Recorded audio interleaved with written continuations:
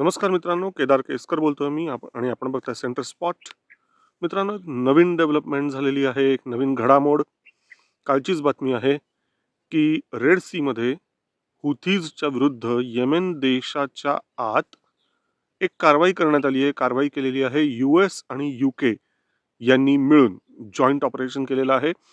दोघांनी air raids केलेले आहेत.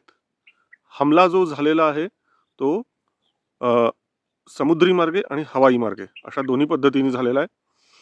म्हणजे काही प्लेन्स हे कतारमधून टेक ऑफ झाले. कतारमध्ये खूप मोठा US चा बेस आहे. जगातला सगळ्यात मोठा जर ओव्हरसीज जर बेस कुठे असेल अमेरिकेचा, तर तो कतारमध्ये पोर्टवाला असं मी म्हणतोय. तिथून काही प्लेन्स निघाले अमेरिकेचे आणि काही प्लेन्स UKचे जे होते ते ग्रीस, इजिप्त वगैरे अशा वेगवेगळ्या ठिकाणून निघाले आणि दोघांनीही सौदी अरेबियाच्या हवाई क्षेत्रातून, इजिप्तच्या हवाई क्षेत्रातून आणि जॉर्डनच्या हवाई क्षेत्रामधून ट्रॅव्हल केलं त्यांच्या त्यांच्या विमानांनी आणि तिथून येमेनच्या काय म्हणूया हवाई क्षेत्रामध्ये त्यांनी एंटर केलं. फक्त शेजारच्या ओमान या देशाने फक्त विरोध केला. ओमाननी सांगितलं की आमच्या हवाई क्षेत्राचा उपयोग करू नका. तर ती गोष्ट US आणि UKने मान्य केली आणि ओमानला टाळून बाकीच्या हवाई हद्दीतून त्यांनी वेगाने त्यांच्या विमानांनी प्रवास केला आणि येमेनमध्ये सुद्धा टार्गेटेड पद्धतीने त्यांनी अटॅक केला. येमेनमध्ये टार्गेटेड पद्धतीने अटॅक म्हणजे काय? फक्त जी हुथी रेबल्सची जी स्ट्रॉंग होल्ड्स आहेत, त्यांची जी काही प्रमुख केंद्र आहेत तेवढीच बरोबर त्यांनी पिन पॉईंट केली, तेवढीच त्यांनी टार्गेट केली आणि जवळजवळ असं म्हटलं जातं जवळजवळ 12 वेगवेगळे हल्ले त्यांनी केले. काही मिसाईल्स पण डागण्यात आले. समुद्री मार्गे जे हल्ले झाले त्याच्यातून टॉमाहॉक मिसाईल्स डागण्यात आले होते आणि एअर रेड्स हे त्याच्यासोबत झाले. आता ह्याचा परिणाम फार वेगवेगळ्या पद्धतीने होणार आहे. म्हणजे हुथींनी ताबडतोब एक प्रत्युत्तरादाखल एक प्रेस कॉन्फरन्स घेतली आणि ज्या वेळेला त्यांनी प्रेस कॉन्फरन्स घेतली त्या प्रेस कॉन्फरन्समध्ये अगदी US, UK यांनाही इशारा दिला आणि त्यांच्या प्लेन्सना मुभा ज्या ज्या देशांनी दिली त्यांच्या त्यांच्या हवाई हद्दी खोलून, म्हणजे की सौदी अरेबिया असेल, जॉर्डन असेल, इजिप्त असेल, कतार असेल, अशा सर्व देशांना सुद्धा हुथी रिबेल्सनी एक सज्जड दम भरलेला आहे. खूप मोठा इशारा त्यांनी दिलेला आहे की आता तुम्ही परिणाम सहन करायला तयार राहा. अशा पद्धतीचं हुथींनी त्यांना अल्टिमेटम दिलेला आहे. ज्या वेळेला ही प्रेस कॉन्फरन्स चाललेली होती, इनफॅक्ट त्याही वेळेला पासून जवाबी हल्ला हुथी रिबेल्सनी सुरू केलेला सुद्धा होता ऑलरेडी. सो एकंदरीतच रेड सीमध्ये वातावरण प्रचंड तापलेलं आहे. खूप गरमागरमी सुरू झालेली आहे रेड सीमध्ये आणि ह्याच्यातून पुढे जाऊन काय होणार आहे काही सांगता येत नाही आहे. रशियानी स्टेटमेंट जाहीर केलेलं आहे की तुम्ही बेवकूफी केलेली आहे, तुम्ही दिस इज शियर इडिओक्रेसी. ते त्यांनी कुणाला उद्देशून केलं? US आणि UKला उद्देशून केलेलं आहे. पण ज्या प्रकारे हुथी हे व्यापारी जहाजांना लक्ष करत होते, अमेरिकेच्या नौदलाला लक्ष करत होते, अमेरिकेसहितच जे त्यांची मित्रराष्ट्र जी आहेत त्यांना लक्ष करत होते आणि त्या मागचं कारण काय होतं? तर इस्रायलनी गाझा पट्टीमध्ये ॲक्शन घेणं. ह्याचा सगळ्याचा खामियाजा आता कोण भोगणार आहे? स्वतः हुथी रिबेल्स भोगणार आहेत. हे झालं तात्पुरता परिणाम की हुथींचे स्ट्रॉंग होल्ड टार्गेट होतील, हुथी त्याच्यामध्ये भुईसपाट होतील. पण हुथी हे कोण आहेत? फायनली हुथी आहेत ते प्यादे आहेत. हुथींचा बोलवता धनी कोण आहे? तो हे इराण. सगळ्या जगालाच माहिती आहे. तर सध्या टोनी ब्लिंकन हा वेगवेगळ्या ठिकाणी जातोय, वेगवेगळ्या देशाच्या प्रमुखांना किंवा त्यांच्या त्यांच्या विशिष्ट अधिकाऱ्यांना भेटतोय आणि हॉटलाईनवरती तर चालूच आहे. ह्यातून तो काही संदेश देण्याचा प्रयत्न करतोय का? ही एक गोष्ट. म्हणजे टोनी ब्लिंकन जो आहे तो ब्लिंकन त्याच्या लेवलला काही गोष्टी करण्याचा प्रयत्न करतोय. Anthony Blinken.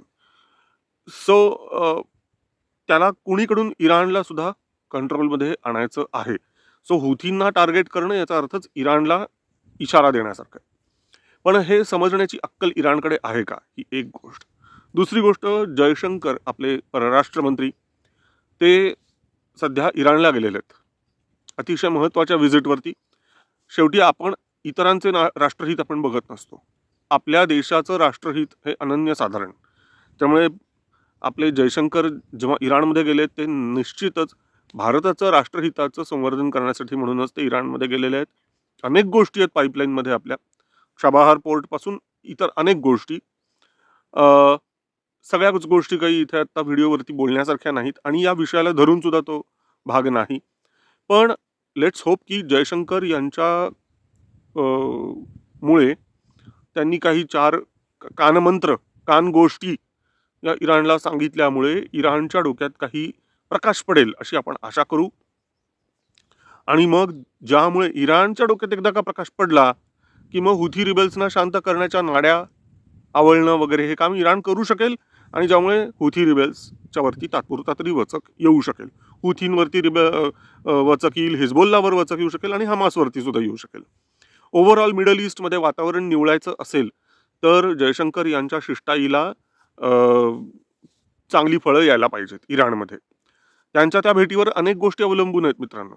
मिडल ईस्ट शांत होऊ शकतो जर जयशंकर यांची भेट यशस्वी ठरली इराणमध्ये, तर मिडल ईस्ट निदान काही काळ तरी, मी असं म्हणणार नाही की अल्टिमेट शांतता प्रस्थापित होईल असं माझा दावाही नाही, पण आत्ता येणारा जो काही काळ आहे, इमिजिएट जो फ्युचर आहे, इथून पुढचे काही आठवडे, काही महिने, किमान 1 वर्ष तरी ॲटलिस्ट हे शांततेचं मिळायला पाहिजे आपल्याला आणि एकंदरीतच सगळं मिडल ईस्ट, सगळा एशिया आणि मुख्यतः भारत, आपल्याला शांततेची फार आवश्यकता. कारण मित्रांनो ह्याचा परिणाम काय झाला माहिती आहे? जवळजवळ 2 का 3% तेलाचे दर अचानक वाढलेत. रेड सीमध्ये जी ॲक्शन अमेरिका आणि ब्रिटन यांनी जी घेतली, ऋषी सुनाक आणि आपला अमेरिकेचे राष्ट्राध्यक्ष यांनी जी घोषणा पण केली आणि त्यांनी ऑफिशियली घोषणा केली की आपण त्यांना हुथी रिबेल्सना टार्गेट केलेलं आहे. ही घोषित केल्यानंतर पुढे जे वातावरण तिथं जे तापलेलं आहे त्यामुळे परिणामी जवळजवळ 2 ते 2.5% रेट्स वाढलेले आहेत. इंटरनॅशनल ट्रेडमध्ये तेलाचे दर भडकलेले आहेत आणि हे अजून भडकू शकतात जर हुथी रिबेल्सनी ज्या पद्धतीने प्रतिज्ञा घेतलेली आहे, प्रतिज्ञा केली आहे त्यांनी की ह्याचा खूप मोठा खामियाजा भोगायला लागणार आहे अमेरिका आणि त्यांच्या मित्र राष्ट्रांना. आम्ही आता आणखीन मोठ्या प्रमाणात हल्ले वाढवणार असं त्यांनी सूतोवाच केलेलं आहे. ह्यातून परिणामी आणखीन टेन्शन्स जर वाढले, कारण तिथून ऑइल ट्रेड हा अनेक प्रकारचा होतो. फॉर एक्झाम्पल भारताच्या बाबतीत बोलायचं झालं तर रशियाकडून जो आपण तेल आयात करून घेतो ती सुद्धा बरीचशी त्या मिडल ईस्ट मार्गेच येते, रेड सीमधनंच येते. त्यामुळे हे तेलाचे दर भडकू शकतात जर रेड सीचा व्यापार जर धोक्यात आला. ऑलरेडीच तो धोक्यात आलेला आहे म्हणून सध्या आफ्रिकेला वळसा घालून यायला लागतंय. हा पूर्णच जर व्यापार ठप्प झाला तर ओव्हरऑल खूप मोठे मोठे वळसे घेऊन ट्रॅव्हल करायला लागणार आहे जहाजांना. रेट्स वाढू शकतात, तेलाच्या किमती भडकू शकतात. आणि आता भारतात तर इलेक्शन इयर आहे यंदा. भारतासहित जवळजवळ असं म्हटलं जात आहे 60 ते 70 देशांमध्ये एकाच वेळेला इलेक्शन्स होणार. एकाच वेळेला म्हणजे या संबंध वर्षामध्ये वेगवेगळ्या टप्प्यांमध्ये, वेगवेगळ्या फेजेसमध्ये, पण जवळजवळ 60 ते 70 देश इलेक्शनमधनं जाणार आहेत. अशा स्थितीमध्ये तेलाचे दर भडकणं हे कोणत्याही सत्ताधाऱ्यांना खूप अवघड जाणार आहे. सो आय ओनली विश की जयशंकर यांच्या शिष्टाईला चांगली फळं मिळू देत. किमान इथून पुढचे 5 ते 6 महिने लोकसभा इलेक्शन संपेपर्यंत तरी ॲटलिस्ट रेड सी शांत राहायला पाहिजे आणि तेलाचे दर कंट्रोलमध्ये राहायला पाहिजेत. आणि मी आशा करतो या संक्रांतीच्या अवसरवरती आणि आता प्रभू श्रीराम यांचा अयोध्येमध्ये आता भव्य मंदिर निर्माण होत आहे त्या पार्श्वभूमीवरती आणि 26 जानेवारी जवळ येत आहे त्या निमित्ताने की आपल्या देशाला एक खंबीर नेतृत्व ज्या सरकारकडून मिळतं आहे, देशाला एक चांगलं व्हिजन मिळतं आहे, देशाला चांगली दिशा मिळते, देशाची दशा सुधारली आहे ज्या सरकारमुळे, असं हे सरकार आणखीन किमान 5 वर्ष तरी देशाला मिळालं पाहिजे. यासाठीची सद्बुद्धी आपल्या नागरिकांना देऊ देत, ज्यामुळे इलेक्शन्समध्ये त्या कांद्याचे दर वाढू देत किंवा खाली जाऊ देत, तेलाचे दर भडकू देत, नाहीतर आदळू देत, काहीही होऊ देत, पण आम्ही या सरकारलाच कंटिन्यू करू अशा पद्धतीचं सद्बुद्धी आमच्या भारतीय नागरिकांच्या डोक्यात जाऊ देत. ही सद्बुद्धी मिळत राहू देत अशी अपेक्षा करतो, अशी प्रार्थना ईश्वराचरणी करतो, प्रभू श्रीरामाच्या चरणी ही प्रार्थना करतो. आणि इतकंच बोलून हा विषय मी आता तात्पुरता थांबवतो. रेड सी आणि तिथली शांतता, मिडल ईस्ट, ओव्हरऑल मिडल ईस्टमधली परिस्थिती यावरती आपण लक्ष ठेवून राहणारच आहोत. त्यामध्ये काहीही नवीन डेव्हलपमेंट, अतिशय महत्त्वाची जर काही डेव्हलपमेंट होताना जर आढळली तर आपण त्यावरती लगेचच एक व्हिडिओ आपल्यापर्यंत घेऊन येऊ निश्चितच. तोपर्यंत बघत राहा सेंटर स्पॉट.